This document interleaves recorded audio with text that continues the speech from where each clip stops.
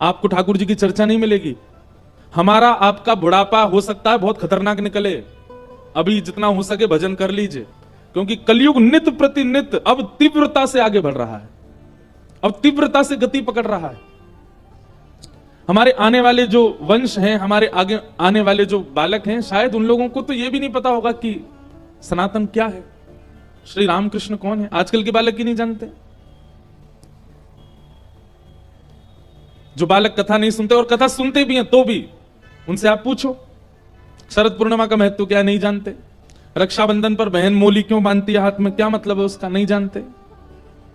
होली का त्योहार किस उत्सव के लिए मनाया जाता है, रंग क्यों लगाते हैं हम एक दूसरे को, नहीं पता।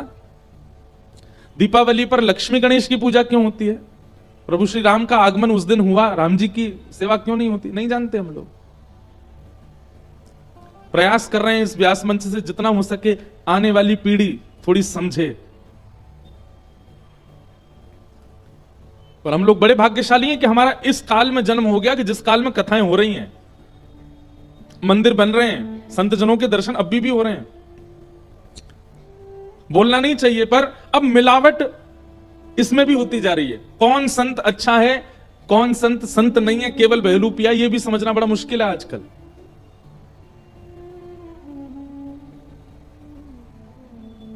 कौन केवल व्यापार कर रहा है और कौन वास्तविकता में, यह भी नहीं समझ में आता आजकल। जिस दिन धर्म संक्रमित हो जाएगा कलयुग से, धीरे धीरे हो गया है, जिस दिन पूर्ण रूपेण संक्रमित हो जाएगा उसी दिन घोर कलयुग प्रारंभ हो जाएगा। तो हम लोग बढ़िया हैं, उससे पहले ही निपट लेंगे संसार से, उससे पहले ही निकल जाएंगे हम लोग। तो अपना ये समय गवाइए मत, बहुत बहुमूल्य है। हम ये बात समझ गए, आप भी समझ जाओ कि मौका दिया है ठाकुर जी ने, अवसर दिया है। हर क्षण हमारा देखा जा रहा है, गिना जा रहा है। एक तरफ गिनती कर रहा है कलयुग और एक तरफ गिनती कर रहे हैं ठाकुर जी। कलयुग गिनती कर रहा है कि इसके पाप ज्यादा बढ़े तो मैं इस पर हावी हूं, और ठाकुर जी देख रहे हैं कि इसका भजन ज्यादा हो तो मैं इसको स्वीकार करूं। हमारे हाथ में है हम अपना जीवन कहां ले जा रहे हैं। इसलिए एक वचन तो हमें दीजिए कि आपके आसपास क्षेत्र में कोई भी कथाकार आवे, कोई भी संत आवे, कोई भी कथा का क्रम हो, एक दिन की हाजिरी तो आपको लगानी ही लगानी है, जाना ही है। समय निकाल करके जाइए। वो 7 दिन सुन सको तो फिर अच्छा है, लेकिन आप सबके कार्य भी होंगे। लेकिन अब थोड़ा सा सत्संग के प्रति, धर्म के प्रति, अपने कर्तव्यों के प्रति आगे बढ़िए।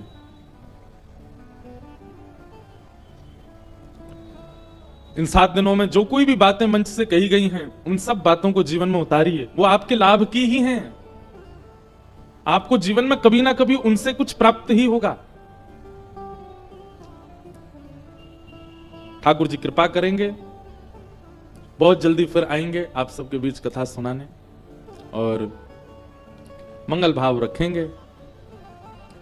कल चंदौसी गए थे रात्रि में हम, कथा विश्राम करने के बाद, क्योंकि ठाकुर जी की वेणु सुनाई दे रही थी, वेणु गोपाल जी बुला रहे थे, इसलिए कल श्री वेणु गोपाल जी का दर्शन करने के लिए रात्रि में गए।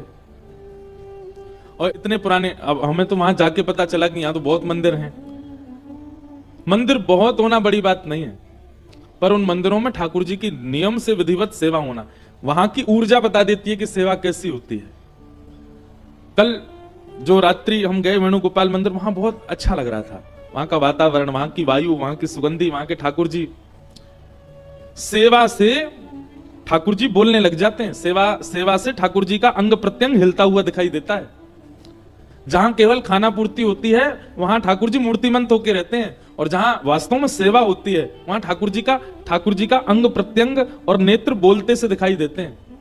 क्यों दुनिया बिहारी जी को देखने के लिए तरसती है, क्यों राधा रमन राधा वल्लभ जी में इतनी भीड़ होती है? क्योंकि ऐसा अनुभव होता है कि ठाकुर जी बोल रहे हैं, ठाकुर जी कुछ कह रहे हैं, ठाकुर जी कुछ कर रहे हैं, सेवा होती है वहां। वैसी सेवा का भाव देखा चंदौसी में श्री वेणुगोपाल जी, बड़े मधुर ठाकुर जी। और हमारे वृंदावन से ही आए हैं चंदौसी। हमारे ठाकुर जी वृंदावन के जन कहां कहां गए, कृपा करवे, कितनी जगह विराज रहे हैं। जयपुर में श्री गोविंद देव जी विराजते हैं, जबकि वृंदावन के सबसे प्रथम ठाकुर हैं श्री गोविंद देव जी। वृंदावन के अष्टदल कमल के बीच में बैठे हैं श्री गोविंद देव जी। वज्रनाभ भगवान के जो परपौत्र हुए, श्री कृष्ण के परपौत्र, ठाकुर जी के लीला विश्राम के बाद 16,100 अपनी राजमाताओं को लेकर के वज्रनाभ वृंदावन आए। अष्टपटरानियां तो भगवान के संगी चली गई थी, 16,100 रह गई थी। उनको लेकर के वज्रनाभ जब वृंदावन आए तो वृंदावन में वज्रनाभ ने देखा कि माताएं इतनी दुखी रहती हैं श्री कृष्ण की याद में, और पूरा वृंदावन ऐसा लगता है मानो जैसे कुछ खो गया, कुछ चला गया यहां से। वज्रनाभ बड़े चिंतित रहते थे, मैं क्या करूं, इन सब में ऊर्जा कैसे आई? ये श्री गोविंद देव जी हैं। तो तब वज्रनाभ ने क्या किया, जिस शिला पर, ध्यान से सुनिएगा, जिस शिला पर भगवान श्री कृष्ण प्रकट हुए थे कंस के कारागृह में, उन्हीं शिलाओं से 3 विग्रह का निर्माण किया। गोविंद देव, गोपीनाथ और श्री मदन मोहन। ये वज्रनाभ ने बनवाए। ठाकुर जी की लीला सुनकर के, ठाकुर जी की रूप माधुरी का अनुभव करके 3 ठाकुरों का स्वरूप बनवाया, गोविंद देव, गोपीनाथ और मदन मोहन। वही वृंदावन में विराजमान किए। फिर उसके बाद जब वज्रनाभ आदि भी अपनी लीला करके चले गए तो फिर ये तीनों ठाकुर भूमिगत हो गए, भूमि के अंदर विराजमान हो गए। फिर बाद में रूप गोस्वामी जब वृंदावन गए तब उन्होंने श्री गोविंद देव जी को गोमा टीला से प्रकट किया। सब सुख सागर रूप उजागर रहे वृंदावन धाम, रूप गोस्वामी प्रकट कियो राधा गोविंद रूप निधान। हम लोग गाते हैं, वो जो हम अंत में गाते हैं ना, वो कोई ऐसी सामान्य नहीं है, वो साक्षात वृंदावन ही है वो पद। और हम पे इतनी बड़ी कृपा, हमारे गिरधर लाल जी ने सहज में ही 1 आध घंटा में ही पूरा पद लिखवा दिया। हम, हमारे प्रेम जी और हमारे एक भैया और हैं, आए नहीं हैं, सागर जी, तीनों बैठे थे गांधी धाम गुजरात में। तो 4 दिन का वहां पर वृंदावन रसामृत प्रसंग पर प्रवचन था। अब देखो, हम बड़ी निजी बात बता रहे हैं, मंच से बहुत कम बोलते हैं, लेकिन सुनो। मन में भाव था कि वृंदावन पर कुछ बोलना है 4 दिन तक। पहला दिन था, अभी कथा में गए नहीं है। तब मन में विचार किया कुछ लिखें, और अचानक मन में श्री भगवत रसिक देव जी का पद है जहां वो सप्तनिधियों का वर्णन करते हैं। प्रथम दरस गोविंद रूप के प्राण प्यारे, दूजे मदन मोहन सनातन हिये उरधारे। इस प्रकार 7 निधियों का उनका पद है श्री भगवत रसिक देव जी का। उसका चिंतन करके हमने कि यार कुछ लिखें वृंदावन के सप्त निधियों पर। वैसे साल भर बैठे रहेंगे पेन कॉपी लेकर, कुछ नहीं आएगा भाव। लेकिन अचानक से चिंतन किया, लाल जी से प्रार्थना की, हे लाल जी ऐसा कोई भाव प्रकट करवाओ कि सब गाएं, सब नाचें, सब आनंदित हों। कथा 3 बजे से प्रारंभ होनी, 1 बजे की बात है, हम बैठे हैं लेके सब साज लेके, क्या लिखें। और तब एक के बाद एक, एक के बाद एक, एक के बाद एक, 1 घंटा के अंदर सारी कड़ियां बनी और ये वृंदावन प्यारो वृंदावन पद लिख दिया। तब से हमको ये लगता है ये मेरी सामर्थ्य नहीं थी, ये तो हमारे गिरधर लाल जी ने लिखवाया है। और आज वृंदावन का हर व्यक्ति गाता है, बड़े बड़े संत गाते हैं। उस पद की वर्षगांठ पर हमारी हर साल अब कथा वहीं होती है गांधी धाम में, जहां वो पद लिखा गया। और जिस घर में लिखा, जिस फ्लोर पर लिखा, वो फ्लोर खाली रहता, वहां कोई नहीं रहता, वहां पूरे फ्लोर पर ये पद ही लिखा हुआ है। जिनके घर में लिखा गया वो अपने आप को इतना भाग्यशाली मानते हैं। 7 निधियों के चित्र लगे हैं, पद लिखा है वहां लंबा सा, और वो कक्ष भी उन्होंने रखा। महाराज जी आपका ही है। मैंने कि भैया ये तो लिख गया, ठाकुर जी ने कैसे लिखवाया, लेकिन पूरे वृंदावन को प्रकट कर दिया उस पद ने। तो श्री वज्रनाभ जी ने 3 विग्रहों का निर्माण करवाया, गोविंद देव, गोपीनाथ, मदन मोहन। वे तीनों ठाकुर कुछ समय बाद वृंदावन की भूमि में ही भूमिगत हो गए। और फिर जब चैतन्य महाप्रभु की आज्ञा से श्री रूप गोस्वामी, रूप सनातन 2 भाई हैं, और ये बंगाल के अत्यंत धनवान परिवार के 2 बालक थे, खूब धनवान थे, राजाओं के यहां इनकी खूब चलती थी, बहुत बड़ा प्रसंग है इनका। लेकिन बस हम एक बात स्पष्ट कहते हैं कथा में, और इस बात पर मोहर लगाती हैं सारी बातें कि आपके चाहने से आप ठाकुर जी के नहीं हो पाओगे। ठाकुर जी चाहेंगे तो ही आप उनके हो सकते हो। तो इसका मतलब यदि आप ठाकुर जी के हो गए हो तो इस बात से अपने कमर को थपथपा लिया करो कि ठाकुर जी ने हमको स्वीकार किया है। हम अपनी इच्छा से नहीं हो सकते इनके। ठाकुर जी आपको जब प्रेम भर के देख लेते हैं ना, तभी आपको कथा में रुचि होती है, तभी आपको वृंदावन में रुचि होती है, तभी आपको वृंदावन जाने की इच्छा होती है। रूप गोस्वामी ठाकुर जी का चिंतन कर रहे थे और श्री चैतन्य महाप्रभु का जब उनको प्रथम दर्शन हुआ, उसके बाद से तो बस रट लग गई, अब वृंदावन रहना है। और वृंदावन गए। उनको पता था कि बज्रनाभ ने 3 स्वरूप प्रकट किए, वे वृंदावन में ही हैं, परंतु भूमिगत हैं। तब उन्होंने कहा कि ठाकुर जी आप मेरे भजन से केवल प्रत्यक्ष प्रकट होकर दर्शन दे दो, और मुझे ही नहीं कालांतर तक जन जन को दर्शन दो, ऐसी कृपा कर दो। तब उनके भजन के प्रताप से एक दिन वो अपनी कुटिया में बैठे थे, नन्ना सा बालक आया और बालक आके बोलो बाबा तू यहां बैठो है, ठाकुर तेरी प्रतीक्षा मां कर रहा है। रूप गोस्वामी उस बालक के पीछे पीछे गए, तभी क्या देखा, एक ग्वारिया की गैया ऊपर खड़ी है एक टीले के ऊपर, और उसके थनों से दूध निकल रहा है।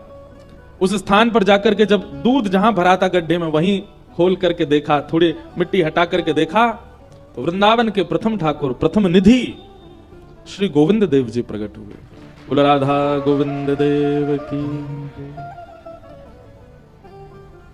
सब सुख सागर रूप जागर रहे वृंदावन धाम, रूप गोस्वामी प्रकट कियो राधा गोविंद रूप निधान। वृंदावन प्यारो वृंदावन, श्री वृंदावन मेरो वृंदावन। इस प्रकार श्री राधा गोविंद देव जी प्रकट हुए। अब रूप गोस्वामी के गोविंद देव जी प्रकट हो गए। अच्छा, गोविंद देव जी के बारे में ऐसा कहते हैं कि जब बज्रनाभ ने तीनों ठाकुरों के रूप बनवाए, गोविंद देव, गोपीनाथ, मदन मोहन, तो जब मदन मोहन जी को देखा 16,000 रानियों ने, तो उन्होंने कहा इनकी तो कमर बिल्कुल श्री कृष्ण जैसी है।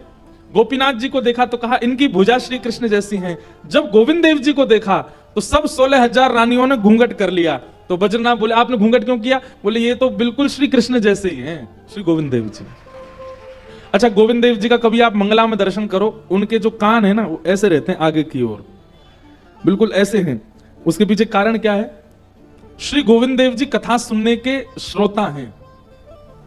जयपुर में कभी भी आप अगर गोविंद देव जी का दर्शन करने जाओ, बहुत विशाल प्रांगण है, कोने में बैठ जाना, वो हर जगह से दिखाई देंगे। वहां बैठ करके कोई चरित्र सुनाना, वो सुनने वाले ठाकुर जी हैं। कुछ बालक हैं जयपुर में, हमारी हर साल अकिंचन होती है जयपुर में, अब तो भक्तमाल होगी हर साल, तो श्री गोविंद देव जी वहां श्रवण करते हैं। कुछ बालक हैं, वो तो उनका तो नियम हम बनवाए आए हैं, हर दिन एक बालक जाता है और भक्तमाल का एक चरित्र सुनाता है गोविंद देव जी को। एक बार की बात है, एक व्यास जी कथा कर रहे थे गोविंद देव जी के सामने, तो कुछ चरित्र हुए। उसके बाद व्यास जी बोले अब हम आगे के चरित्र जो हैं अगली बार जब आएंगे तब सुनाएंगे, बहुत ध्यान से सुनना। तो अगली बार व्यास जी आए, व्यास जी आकर के मंच पे बैठे, तो मंच पे बैठते ही उन्होंने कहा कि देखो भैया, पिछली बार हमने अंतिम चरित्र कौन से भक्त का सुनाया था, ये जो बता देगा हम तभी आगे कथा करेंगे, नहीं तो नहीं करेंगे। तो सारे श्रोता एक दूसरे का मुंह देखने लगे, बोले यार हम तो भूल गए इनने कौन सा चरित्र सुनाया था। सब आपस में चर्चा करने लगे, बात करने लगे, कोई भी नहीं बता पाया। तभी सामने मंदिर में विराजमान श्री गोविंद देव जी, प्रसाद लग रहा था तो पर्दा लगा हुआ था, पर्दा के भीतर से श्री गोविंद देव जी बोले आप हरिराम व्यास जी का चरित्र सुना रहे थे। तब उन्होंने देखा, बोले ओहो, यहां श्रोताओं से मतलब नहीं है, ठाकुर कथा सुनता है। तब आगे चरित्र सुनाया। ऐसे श्री गोविंद देव जी। फिर रूप गोस्वामी के जब गोविंद देव जी प्रकट हो गए, तो रूप के ही भाई हैं सनातन गोस्वामी, उनके मन में भाव आया, बोले जय जय, आप इनके लिए प्रकट हो गए, हमारे लिए भी हो जाओ। सनातन गोस्वामी मथुरा में यमुना जी के तट पर बैठ के भजन करते थे। एक मैया के यहां भिक्षा लेने जाते थे, उसी मैया के यहां त्रिभंग ललित ठाकुर जी विराज रहे थे, वही मदन मोहन जी थे। सनातन गोस्वामी जब भिक्षा लेने जाते तो किवाड़ खोल के मैया जब देने आते, सामने ठाकुर जी का दर्शन होता। अब मदन मोहन जी, हम यदि ठाकुर जी को देखेंगे ना तो हम देख के चले जाएंगे, ठाकुर जी यदि हमको देख लेंगे तो हम वहीं स्थिर हो जाएंगे, हम जा नहीं पाएंगे वहां से। कभी ऐसा हो कि वृंदावन आप गए और ठाकुर जी के सामने खड़े है कि हिलवे कोई मन नहीं करे, वहां से निकलवे कोई मन नहीं करे, तो यूं ही सोचियो कि ठाकुर जी ने तुमको देख लिया, यही हमारे हिल नहीं पा रहे हो, और मंदिर में पहुंच के जावे की इच्छा है गई, निकल गए बाहर, तो यूं ही सोचिए तुम्हें ही देख के आए, ठाकुर जी ने नहीं देखा आपको। कई दर्शनार्थी ऐसे होते हैं, घूम घूम के आते हैं, फिर से कुछ चीज पकड़ लेंगे, कहीं छुप के खड़े हो जाएंगे, हमें कोई बाहर नहीं कर दे, इसका मतलब यही है ठाकुर जी उसको देख रहे हैं। तो सनातन गोस्वामी तो ऐसे हो गए, भिक्षा लेने के बाद भी वहीं खड़े रह गए। मैया बोली बाबा जाओ, भिक्षा दे दी, अब तो जाओ, लेकिन सनातन गोस्वामी हिल नहीं पाए। अब तो वही चिंतन चलने लगा, कैसे स्वरूप, कैसा मुखमंडल, कैसे भुजा, कैसे चरण, कैसी ग्रीवा, कैसे वक्ष। अब तो सनातन गोस्वामी रोज इसी लोभ में जाते कि हमको भिक्षा मिले और हम उनका दर्शन करें। देखते देखते एक दिन सनातन गोस्वामी बोले जय जय, जब इतना प्रेम कर ही रहे हो हमसे तो फिर आ जाओ हमारे पास। और उसी रात्रि में श्री मदन मोहन जी, वो जो मैया सेवा करती थी, उनके स्वप्न में गए और स्वप्न में जाके बोले मैया कल जब बाबा भिक्षा लेवे आवे, सुबह को भिक्षा के रूप में मुझे प्रदान कर दी। मैया बोली मेरी सेवा से आप प्रसन्न नहीं हो? बोले नहीं, बहुत प्रसन्न हूं मैया, लेकिन तेरे तो कछु दिन ही रह गए, तो कछु दिना बाद चली जाएगी, फिर मेरी सेवा कौन करेगा? तो मैं तो पहले ही अपनी व्यवस्था कर रहा हूं, बाबा के पास मुंह दे दे। और अगले दिन जैसे ही वे आए, रोती बिलकती मैया मदन मोहन जी को हृदय से लगा करके लेके गई और श्री सनातन गोस्वामी को प्रदान कर दिए। बिहरत निस दिन कुंज गलन में, ब्रज जन मन सुख धाम, मदन मोहन को रूप निरख के, श्री मदन मोहन को रूप निरख, सनातन बलि बलि जाए, वृंदावन प्यारो वृंदावन। और सनातन गोस्वामी के साथ श्री मदन मोहन जी आए, और मदन मोहन जी तो बड़े लीला, सबसे नटखट हैं सातों में श्री मदन मोहन जी। कहां विराजते हैं? करौली राजस्थान में। ये मुगलों के आने के बाद, कई मुगल क्योंकि मंदिर तोड़ते थे, इसलिए ठाकुर राजस्थान में राजाओं के आश्रय में चले गए, इसलिए कुछ ठाकुर हमारे वृंदावन से बाहर चले गए, नहीं तो ये सातों वृंदावन में ही थे। तो श्री मदन मोहन जी को लेकर के सनातन गोस्वामी गए। इतनी सुंदर लीला आती है श्री मदन मोहन जी की कि सनातन गोस्वामी का नियम था कि 24 घंटा में कम से कम 18 घंटा भजन करते थे, और बाकी के एक आध घंटा स्नान आदि कुछ प्रसाद पाते, एक आध घंटा सोते, बस इस प्रकार 24 घंटा निकलता उनका। अब मदन मोहन जी को ले आए, अपनी कुटिया में विराजमान कर दिया। ये कथा हमने कई बार सुनाई है कथा में। सनातन गोस्वामी का नियम था कि एक टिक्कर बनाते थे, टिक्कर समझते, मोटी रोटी बड़ी सी बनाते और उसी को ब्रजरज में रखते, जब भूख लगती नेक निकाल के नेक पा लेते, फिर एक आध दिना तक भजन करते, फिर थोड़ी सी निकाल के पा लेते, फिर भजन। आज भी ब्रज में ऐसे संत हैं, वो खूब मोटे मोटे टिक्कर ब्रज की रज में अंदर रखते हैं, और जब भूख लगती है उसमें थोड़े टूक लेके पा लेते हैं। कोई सब्जी नहीं, कोई नमक नहीं, मिर्च नहीं, कुछ नहीं, बस भजन के लिए जीवित रहना है, इतना पाते हैं। हम लोग भोजन के लिए जीवित रहते हैं, तो ब्रज में लोग भजन के लिए जीवित रहते हैं। कई लोग हैं वो तो जिंदा ही इसीलिए कि हम कुछ और खा सकें। एक बार मैं एक व्यक्ति के संग कहीं जा रहा था, तो रास्ता में हम लोग खूब सारा बाल भोग करके निकले, खूब सारा नाश्ता पा लिया। तो जैसे ही रास्ता में कहीं रुके, बाल भोग करके निकले थे, तो रास्ता में एक जगह शौच आदि के लिए निवृत्त होने के लिए रुके, तो वहीं पोहा बन रहे थे। पोहा समझते हैं? नमकीन चूड़ा पोहा। तो साथ में जो व्यक्ति थे उनको सुगंधी आ गई पोहे की, तो पोहे की सुगंधी आने के बाद वो ऐसे घूमने लगे। 2-4 राउंड मैंने की, क्या हुआ? बोले महाराज जी वो सुबह का खाया नहीं पच जाए तो पोहा और पाऊंगा। मैंने कहा वारे भैया, भूख नहीं है, केवल पानो है, स्वाद अच्छा है।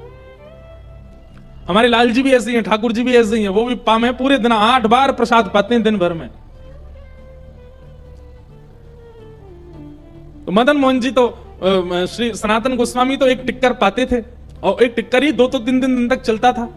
परंतु अब ठाकुर जी मदन मोहन जी आ गए, तो उनके लिए रोज छोटे छोटे टिक्कर बना के प्रसाद में रखते थे। एक दिन सनातन गोस्वामी के ध्यान में श्री मदन मोहन जी सचल प्रकट हो गए और प्रकट होकर बोले, बाबा अरे जय जय, कैसी सेवा चल रही है, आपको सुख मिल रहा है कि नहीं, आनंद आ रहा है कि नहीं? ठाकुर जी बोले, सनातन जी आनंद तो बहुत आ रहा है, लेकिन रूखी रोटी खवाए खवाए के आपने हमारा गौरव जो है का चौक कर दियो है। अरे बा में नेक नमक बुरक दे करो, नेक नमक तो डाल दे करो आटे में, थोड़ा तो स्वाद आवे। सनातन गोस्वामी बोले, अरे भगवान हम तो भजनानंदी महात्मा है, हम कहां इतना, ठीक है कल से आपके लिए मैं नमक वाली बढ़िया टिक्कर बनाऊंगा। और भिक्षा में नमक लेके आते, आटे मिला के गूंद करके टिक्कर बना के पवाते। कुछ दिन तक ठाकुर जी ने प्रेम से पाया। कुछ दिन बाद ठाकुर जी फिर ध्यान में आ गए। सनातन गोस्वामी बोले, जय जय अब तो बढ़िया है, नमक वाली रोटी पा रहे हो। मदन मोहन जी बोले, वो तो बढ़िया है, रोटी में नेक नमक स्वाद तो आ गया, लेकिन रूखी रूखी रोटी पाऊं तो गले में इर्ज जाए मेरे में, नेक वहां में घी लगा दे करो। सनातन गोस्वामी बोले, अच्छा ठीक है, कल से भिक्षा में घी भी ले आएंगे। नमक लेने आने लगे, घी लेके आने लगे, बढ़िया घी लगा के ठाकुर जी को पवाने लगे। कुछ दिनों बाद ठाकुर जी फिर आ गए, ध्यान में आके बोले, आप नमक तो लेके ही आते हो, घी भी ले आते हो, एक आलू और ले आए करो, वाकू भून के वाकी चटनी बना के पवाई दे करो, टिक्कर से आलू लगा के पालेंगे ने स्वाद आ जाएगा। सनातन गोस्वामी ने तुरंत नेत्र खोले, अपनी माला झोली कोने धरी, ठाकुर जी उठा लिया। ठाकुर जी बोले, कहां ले जा रहे हो? बोले, वापस मैया के पास छोड़ के आ रहा हूं। अरे हम यहां भजन करने के लिए कुटिया में रहते, तुम यहां 56 भोग बनवा रहे हो। ठाकुर जी सचल प्रकट हो गए और मदन मोहन जी सनातन गोस्वामी के गले से लग गए। बोले, बाबा तू चाहे रोखी रोटी खवा, चाहे नमक बुरक के खवा, चाहे बिना घी की खवा, रहूंगा तेरे पास ही, तो छोड़ के ना जाऊंगा। ऐसे हमारे वृंदावन के दूसरे ठाकुर, बिहरत निस दिन कुंज गलिन में, ब्रज जन मन सुख धाम, मदन मोहन को रूप निरख, सनातन बलि बलि जाए। वृंदावन प्यारो वृंदावन, श्री वृंदावन मेरो वृंदावन। तो भैया अब हमें पता नहीं हम क्यों इस प्रसंग में चले गए, क्यों वृंदावन के निधियों की चर्चा करने लगे। हमारे पूज्य नाना जी कहते थे कि कथा में क्रम कुछ हो और निकलने कुछ और लगे तो समझ जाना जिनकी बात आ रही है ना वो कथा में विराजे हैं, इसीलिए उनकी बात आ रही है। और ये बात ऐसे ही नहीं मानिएगा, हम तो इस बात पर पूर्ण विश्वास करते हैं। कितनी बार ऐसा होता है, सोच विचार करके कुछ बैठते हैं पर निकलने कुछ और लगता है, तो फिर अब गोवर्धन लीला सुनानी है लेकिन कहां वृंदावन निधियों की चर्चा अपने आप ही प्रकट होने लगे।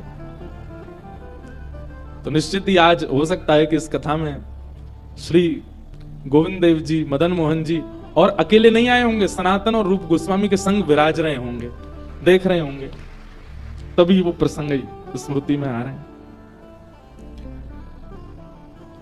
तो भैया हमारा जीवन बड़ा अनमोल है, इस जीवन को केवल खा पी करके व्यर्थ मत गवा दीजिए। अपने कर्तव्यों का निर्वहन कीजिए, लेकिन जैसे रूप गोस्वामी, जैसे मीराबाई, जैसे सनातन गोस्वामी, श्री गोपाल भट्ट गोस्वामी, हितरवंश महाप्रभु, स्वामी श्री हरदास जी महाराज, सब ने ठाकुर जी को प्राप्त किया। हम क्यों अधूरे रहें जीवन में? हम भी प्राप्त करें, हम भी उस श्रेष्ठ सत्ता का अनुभव अपने जीवन में करें। उसी के लिए हम मानव बने। ये मानवों को ये अधिकार है, सबको नहीं मिलते। देवताओं को ये अधिकार नहीं है कि ठाकुर जी उनके लिए प्रकट हों। देवताओं के लिए एक ही ठाकुर जी शंख चक्र गदा पद्मधारी वैकुंठ में बैठे रहते हैं। देवताओं को जब अवकाश मिलता है तो उनका दर्शन कर लेते, पर हमारे लिए तो ठाकुर जी हमारे जैसे बन के आ जाते हैं। तो हमारे वृंदावन के ठाकुर श्री वेणुगोपाल जी आए, इस विषय पे हम पहुंच गए वृंदावन। बोलो वृंदावन बिहारी लाल की जय। ऐसे वृंदावन को प्रणाम करते हैं और आज के कथा क्रम में प्रवेश करते हैं। भगवान ने 7 दिन 7 रात्रि पर्यंत गिरिराज जी को धारण किया और 7 दिन के पश्चात इंद्र को जब यह पता चला कि भाई ब्रजमंडल में तो धूल उड़ रही है, सब ब्रजवासी गिरिराज जी के नीचे खड़े हैं, 7 वर्ष के ठाकुर जी ने गिरिराज जी उठा रखे हैं, अच्छा एक बात मेरी सुनिएगा कि भगवान पर संशय संदेह ब्रह्मा जी को हो गया, इंद्र को हो गया, तो हम मानव कौन सी बड़ी बात है। कई बार मानवों को भी संशय हो जाता है, पर सत्संगी मानव यदि है तो उसको कभी संशय नहीं हो सकता, ठाकुर जी पर संदेह नहीं हो सकता। और कदापि संशय संदेह आपके चित्त में हो रहा है तो अपना सत्संग बढ़ाइए। एक बात याद रखिएगा, हर समस्या की एक चाबी है, सत्संग। सत्संग का मतलब केवल प्रवचन नहीं होता, बहुत सारी चीजें आती सत्संग में। सद ग्रंथों को पढ़ना भी सत्संग है, सद वस्त्रों को धारण करना भी सत्संग है, सद स्वरूप बनाना भी सत्संग है। हम लगाते तो तिलक हैं, लेकिन जेल वेल लगा करके बाल खड़े कर लें सीधे ऊपर, सत्संगी लगेंगे? कई बालक हैं वो अपने बाल ऐसे खड़े कर लेते हैं, यहां से कटवा देते हैं, बीच में खड़े रहते हैं बस सीधे, और उस पर गोल्डन कलर और करवा लेते हैं। सत्संगी व्यक्ति का इस स्वरूप नहीं है, वो तो सामान्य रहेगा, साधारण रहेगा, ज्यादा लाग लपेट नहीं आता, सम रहे।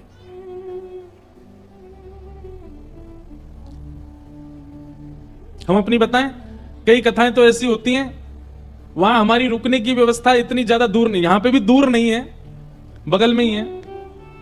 कई कथाएं ऐसी होती हैं वहां तो हम खुद ही स्कूटी चला के मंच पे आते हैं कोई गाड़ी वाड़ी रहे तो यहां पे मिली नहीं तो यहां पे भी स्कूटी से ही आ जाते। अभी वृंदावन में हमारी कथा 29 तारीख से, गोपनीय जगह पर कथा, उसका ज्यादा प्रचार नहीं करना क्योंकि कम जगह है, भीड़ बहुत हो जाएगी। तो वहां तो हम रोज रिक्शा में बैठ के जाएंगे कथा करने, और कहीं कोई हेलीकॉप्टर भेज दे तो उसमें बैठ के भी चले जाते हैं, कोई दिक्कत नहीं। जो मिले ठाकुर जी जो प्रदान करें सब स्वीकार है। हे मारा गिरधर लाल थारो नचायो नाचू रे, मारा गिरधर लाल थारो नचायो। सत्संगी को ऐसा होना चाहिए, मारा गिरधर लाल थारो नचायो नाचू रे, मारा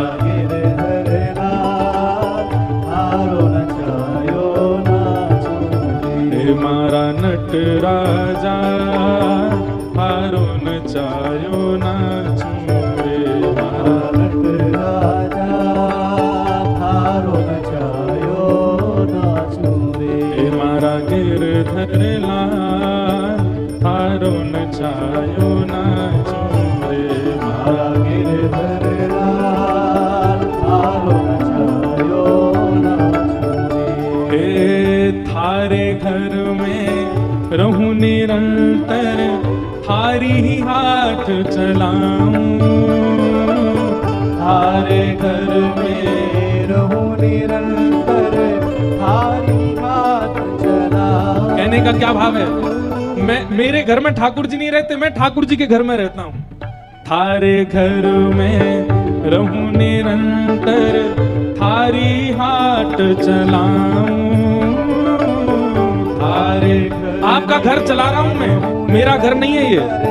थारे ही हाथ चलाऊं, हो थारे धन से थारे जन की, थारे धन से थारे जन की, थारे धन से थारे जन की, थारे धन से थारे जन की। ओ सेवा टहल बजाऊं बजाऊं, मारा गिरधर लाल हारो नचायो नाचू रे, मारा गिरधर लाल हारो नचायो नाचू। एक बात सुनिएगा, ये पद ना कहीं लिख लीजिएगा, याद कर लीजिएगा, कथा के बाद YouTube से निकाल लीजिएगा, और इसमें जैसी जैसी बातें लिखी है ना उनका पालन कीजिएगा, तभी आप वैष्णव हो। वही सत्संग है।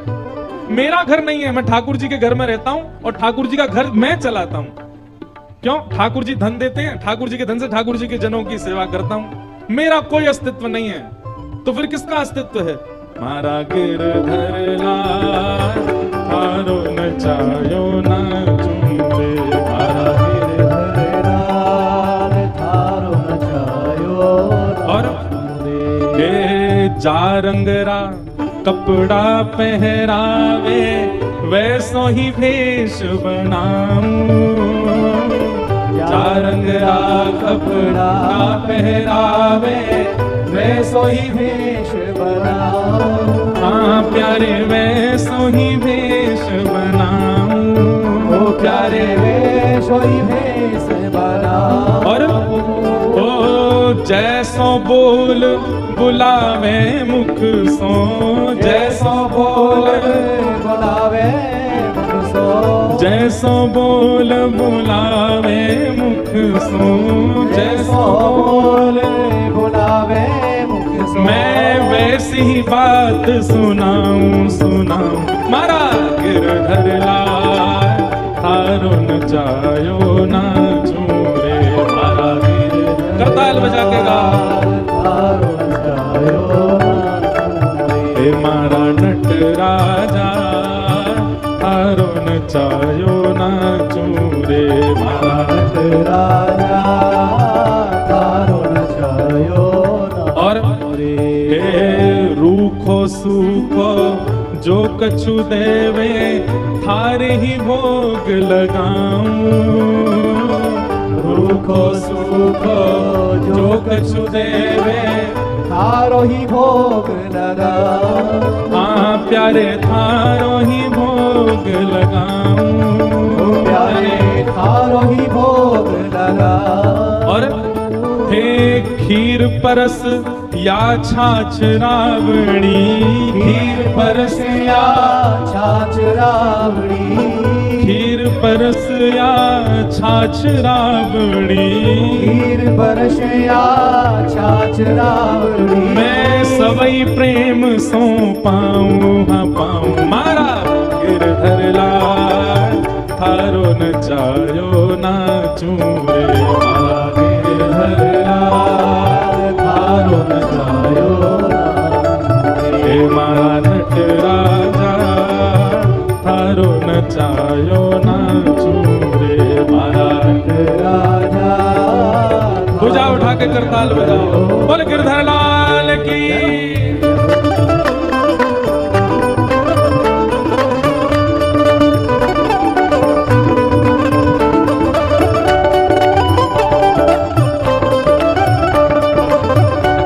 श्री राधा रमण लाल की।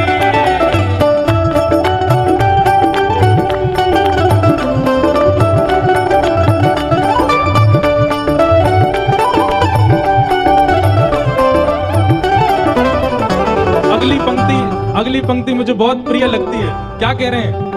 ओ घर का प्राणी कहा न माने मन मन खुशी मनाऊं। घर का प्राणी कहा न माने मन मन खुशी मनाऊं। लेखक कहना चाहते हैं घर के लोग मेरी बात नहीं मानते। मैं कहता हूँ वृंदावन चलो, कथा में चलो, गोवर्धन चलो, संतों के दर्शन को चलो, व्यास जी आए कथा सुनने चलो, सब मना करते हैं। लेकिन मेरे मन में खुशी होती है। क्यों? अगर ये मेरी बात मान जाएंगे तो इनसे मेरा मोह हो जाएगा, इनसे मेरी आसक्ति हो जाएगी। बढ़िया है। बात नहीं मानते तो इनसे मेरा मोह दूर ही हो रहा है। ठाकुर जी घर का प्राणी कहा न माने मन मन खुशी मनाऊं। घर का प्राणी कहा न माने मन मन खुशी मनाऊं। हाँ प्यारे मन मन खुशी मनाऊं। हाँ प्यारे मन मन खुशी मनाऊं। क्यों? ओ थारे इस मंगल विधान में, थारे इस मंगल विधान में, ओ थारे इस मंगल विधान में, थारे इस मंगल विधान में मैं काहे टांग अड़ाऊं अड़ाऊं। मारा गिरधर लाल थारो न जायो ना। मारा गिरधर लाल थारो न जायो ना। मारा गिरधर लाल थारो न जायो ना चूरे। मारा नट राजा थारो न जायो ना। हे मारा नट राजा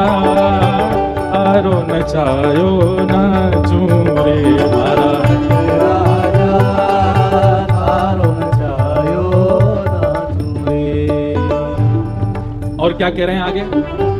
आहा, जो तू ठोकर मार गिरावे, लकड़ी जो गिर जाऊं। जो तू ठोकर मार गिरावे, लकड़ी जो गिर जाऊं। ओ, जो तू ठोकर मार गिरावे, लकड़ी जो गिर जाऊं। जो तू ठोकर मार गिरावे, लकड़ी जो गिर जाऊं। और अब यहाँ क्या कह रहे हैं? हे ठाकुर जी, अगर आप गिरा दो तो मैं लकड़ी के भांति गिर जाऊं, खुद को बचाने के लिए हाथ भी नहीं लगाऊंगा। लेकिन जो तू माथे ऊपर बिठावे, जो तू माथे ऊपर बिठावे, जो तू माथे ऊपर बिठावे, जो तू माथे ऊपर बिठावे, हाँ तो भी ना शर्माऊं न माऊं। मारा गिरधरला हारो न चायो ना चूरे, मारा गिरधरला हारो न चायो ना चूरे। हे मारा गिरधरला हारो न चायो ना चूरे,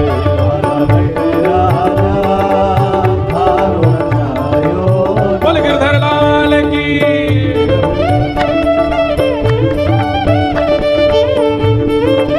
बोल वृषभानु के जमाई की, वृषभानु दुलारी की।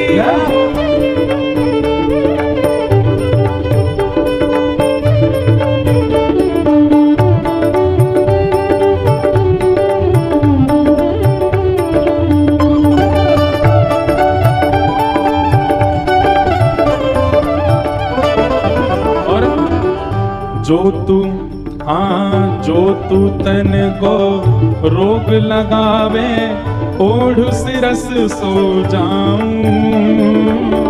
जो तू तन को रोग लगावे, और सिरस सो जाऊं। हाँ, जो तू तन को रोग लगावे, ओढ़ सिरस सो जाऊं। जो तू तन को रोग लगावे, और सिरस सो जाऊं। और हे जो तू काल रूप बन आवे, जो तू काल रूप बन आवे, जो तू काल रूप बन आवे, जो तू काल रूप बन आवे। कितनी अच्छी बात है। हे ठाकुर जी, अगर आप तन को रोग लगाओगे तो मैं समझ जाऊंगा कि आप आज्ञा कर रहे हैं कछुदना आराम कर, खूब आराम करूंगा। लेकिन कहीं ठाकुर जी आप मेरी मृत्यु बन करके आ गए, अगर आप काल रूप में भी आ गए तो मैं आपसे डरूंगा नहीं। जो तू काल रूप बन आवे, जो तू काल रूप बन आवे, लपक गोद में जाऊं, हाँ जाऊं। मारा गिरधरला हारो न चायो ना चूरे, मारा गिरधरला हारो न चायो ना चूरे, मारा नटराजा हारो न चायो ना चूरे, मारा राजा थारो न जायो। और अंतिम पंक्ति में कह रहे हैं, उल्टो सुलटो जो कछु कर ले, मंगल रूप लखाऊं। उल्टो सुलटो जो कछु कर ले, मंगल रूप। कहने का भाव क्या है? हे नाथ, आप मेरे संग अच्छा अच्छा करो तो ही मैं आपको अच्छा मानूं, नहीं आप मेरे संग जो कर लो मैं आपको मंगल ही मानूंगा, मैं आपको अच्छा ही मानूंगा। उल्टो सुलटो जो कछु कर ले, मंगल रूप लखाऊं। उल्टो सुलटो जो कछु कर ले, मंगल रूप। बहुत अच्छी बात। हे थारी मन चाही में प्यारे, थारी मन चाही में प्यारे, थारी मन चाही में प्यारे, थारी मन चाही में प्यारे। मैं अपनी चाह मिलाऊं मिलाऊं, मारा गिरधरला हारो न चायो ना चूरे, मारा गिरधरला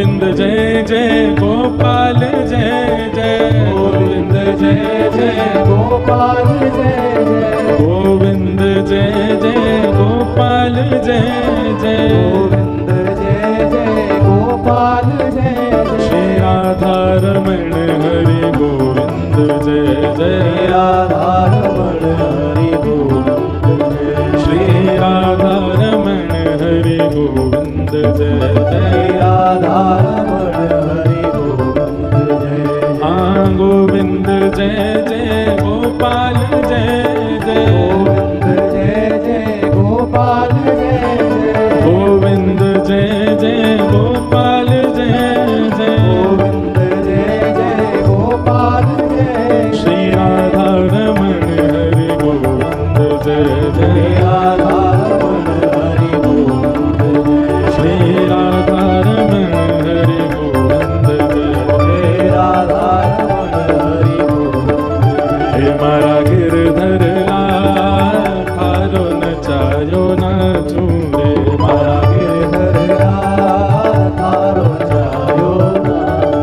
हे मारा गिरधर लाल थारो नचायो नाचू रे जय जय श्री राम जय जय श्री राम जय जय।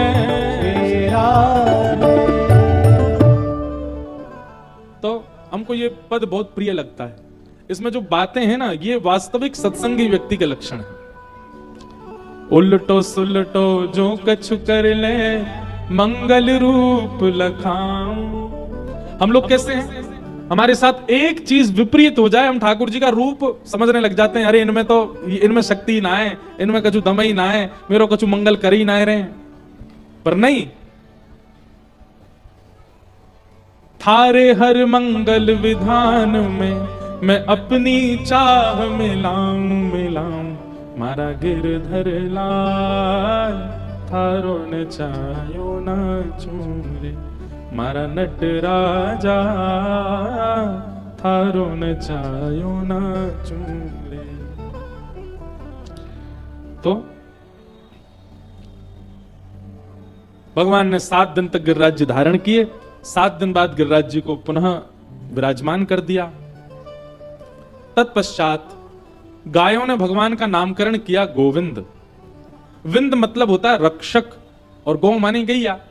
अच्छा, एक बात सुनिएगा, केवल गैयाओं के रक्षक ही गोविंद नहीं है। गौ कहते हैं इंद्रियों को। किनको कहते हैं? गो, इंद्रिय। बहुत ध्यानपूर्वक सुनिएगा।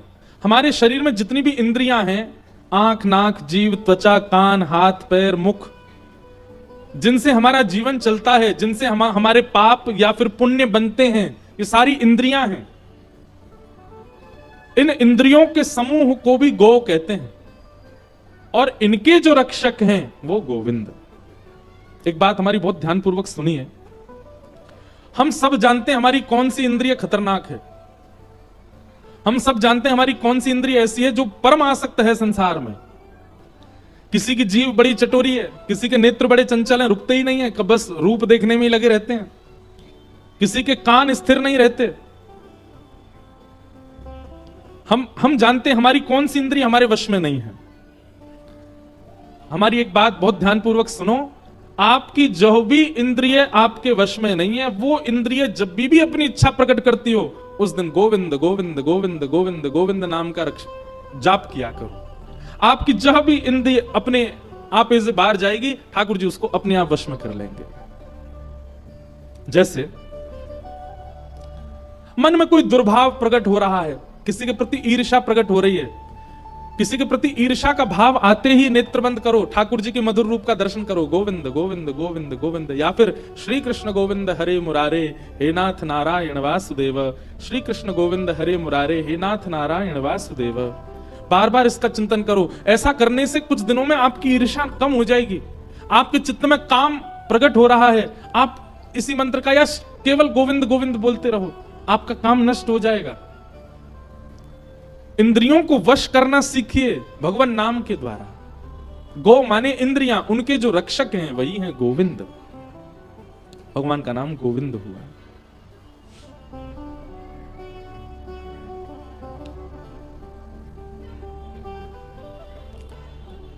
गोवर्धन लीला हुई, गैयाओं ने भगवान को नामकरण किया। एकादशी व्रत की महिमा सुनाई गई।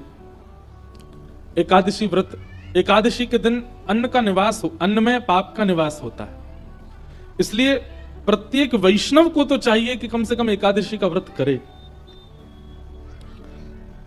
एकादशी का व्रत करने से ठाकुर जी प्रसन्न होते हैं, उस दिन पाप निवृत्त होते हैं, इसलिए एकादशी व्रत का स्वरूप बताया गया। और आगे रास पंचाध्याय की कथा प्रारंभ हुई, भगवान का रास विहार। अब बहुत ध्यानपूर्वक सुनिएगा सब लोग, ये रास की कथा है। हम थोड़ा भाव रास का सुना करके फिर आगे के क्रम में बढ़ेंगे, सब लोग बहुत सावधानी से सुनो।